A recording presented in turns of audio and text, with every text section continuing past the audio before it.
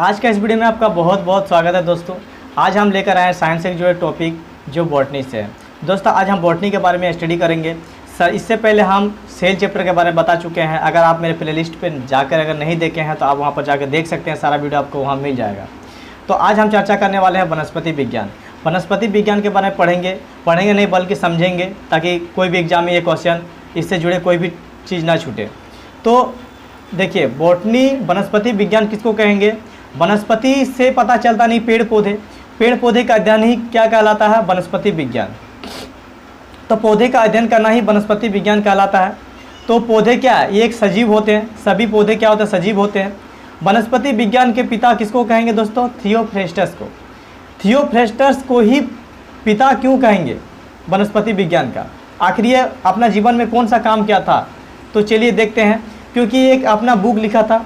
कौन सा book? The Historia of Plantarum. बहुत सारे एग्जाम में पूछा जाता है कि द हिस्टोरिया ऑफ प्लेंटिरम कौन सा वैज्ञानिक लिखे थे? थियोफ्रेस्टस। ठीक है, ये वनस्पति विज्ञान का पिता कहा जाता है थियोफ्रेस्टस को। और इस किताब में आखिर है क्या? ये किताब पादप औकारिकी मतलब प्लांट मॉर्फोलॉजी के ऊपर लिखा गया है। और अपनी किताब में थियोफ्रेस्टस ने 500 पौधे के गुण औकारिकी के बारे में बताया है। यानी कि कितने प्लांट के बारे में? 500 प्लांट्स के बारे में मॉर्फोलॉजी, यानी कि उसका आकार आकारिकी किस प्रकार है उसके बारे में डिटेल्स लिखा गया है। तो ये किसने लिखा था? थियोफ्रेस्टस ने। कौन सा बुक लिखा था? The Historia of Plantarum. अब देखिए दोस्तों, पादपों का वर्गीकरण क्या गया है। पादपों को अगर हम वर्गीकृत करते हैं, अलग अलग करते हैं, तो पादपों को दो भागों में वर्गीकृत किया जाता है। एक होता है क्रिप्टोगेमस, एक होता है फिनोरेगेमस। तो क्रिप्टोगेमस का मतलब होता है अपुष्पोद्भिद, अपुष्पोद्भिद, और दूसरा होते हैं पुष्पोद्भिद। तो अपुष्प मतलब क्या होते हैं कि कोई भी अगर प्लांट में पुष्प, अपुष्प मतलब उसमें पुष्प नहीं पाया जाता है। और पुष्पोद्भिद मतलब क्या पाया जाता है? उसमें पुष्प पाया जाता है। तो अपुष्पोद्भिद में 3 प्रकार में बांटा गया, उसको 3 भागों में बांटा गया है। ठीक है, क्या क्या? एक होता है थेलोफाइटा, ब्रायोफाइटा, टेरिडोफाइटा। अपुष्पोद्भिद वाला बिना पुष्प वाले पौधे को 3 भागों में बांटा गया है, थेलोफाइटा, ब्रायोफाइटा और टेरिडोफाइटा। तो थेलोफाइटा के बारे में पढ़ेंगे एक एक करके, उसके बाद ब्रायोफाइटा के बारे में, उसके बाद टेरिडोफाइटा के बारे में। आप चलिए देख लेते हैं। पुष्पोद्भिद मतलब पुष्प वाला पौधा को कितने भागों में बांटा गया है? 2 भागों में। एक होता है जिम्नोस्पर्म और एक होता है एंजियोस्पर्म। जिम्नोस्पर्म का अर्थ होता है दोस्तों अनावृत बीजी, और एंजियोस्पर्म का मतलब होता है आवृत बीजी। आवृत बीजी को भी 2 भागों में बांटा गया।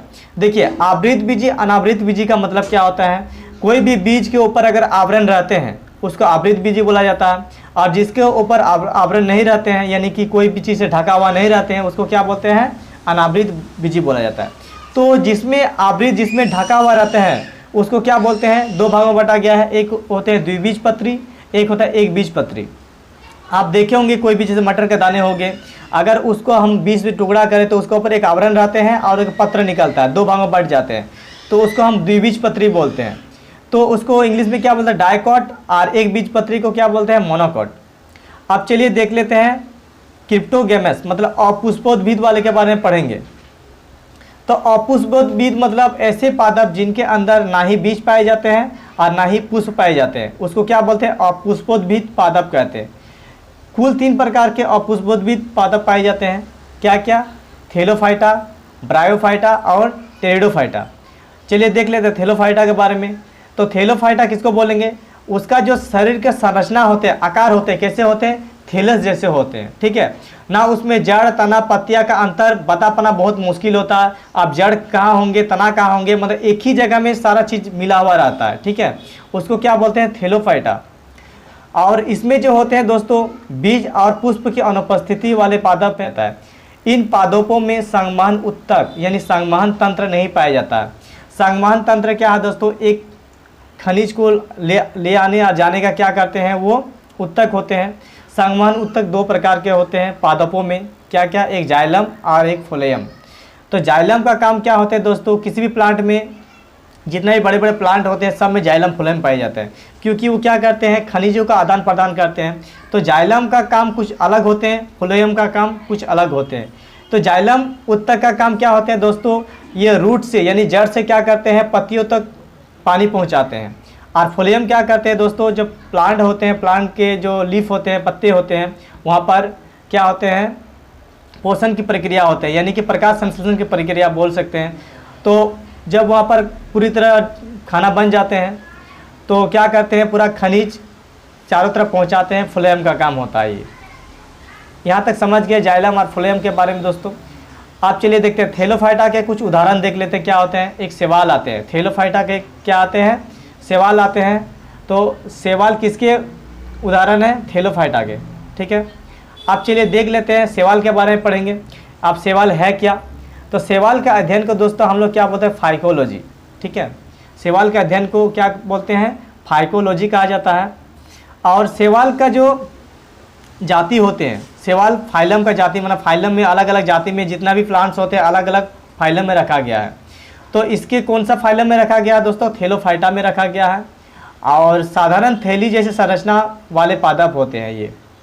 और इसमें जो होते हैं संवहन तंत्र अनुपस्थित होते हैं, मतलब इसमें जाइलम फ्लोएम नहीं पाए जाते हैं इसमें।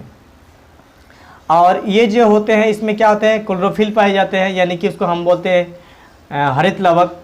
तो हरित लवक का काम क्या होता है, क्लोरोफिल का काम क्या होते हैं, प्रकाश संश्लेषण की प्रक्रिया होते हैं, उसी के थ्रू से होते हैं, ठीक है। और शैवाल की कोशिका भित्ति अगर बात किया जाए इसमें, तो ये इसमें क्या किससे बनी होती है, सेलुलोज। शैवाल की कोशिका भित्ति किससे बनी होती है, सेलुलोज की बनी होती है।